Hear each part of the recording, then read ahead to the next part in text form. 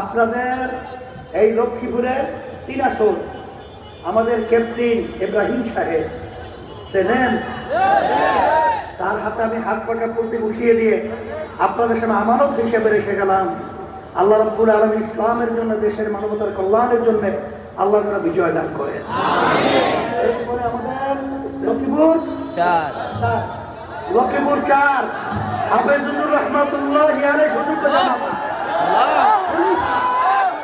অত্যন্ত প্রিয়জন, আমাদের মুরব্বী তাহলে সাইফুল্লাহ সাহেব হুজুর, তার হাতে হাত পাকে উঠিয়ে দিয়ে আপনাদের কাছে আমি আমানত হিসাবে রেখে গেলাম।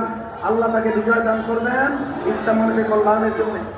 লক্ষ্মীপুর 2 মাওলানা হেলাল উদ্দিন হাতে হাত পাকে প্রতীক দিয়ে ওই চরমনার ছাত্র আমি উঠিয়ে দিয়ে আপনাদের কাছে আমানত হিসেবে রেখে গেলাম।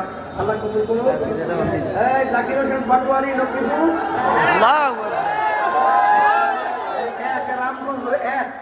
আমি আপনাদের সামনে হাতে হাত পাকা দিয়ে শান্তি প্রতি আমানত হিসাবে রেখে আল্লাহ কবুল করে নেয়। আল্লাহ আমাদের সবাইকে দুনিয়া এবং আখিরাতে সামনে শান্তির ব্যবস্থা করে দেয়।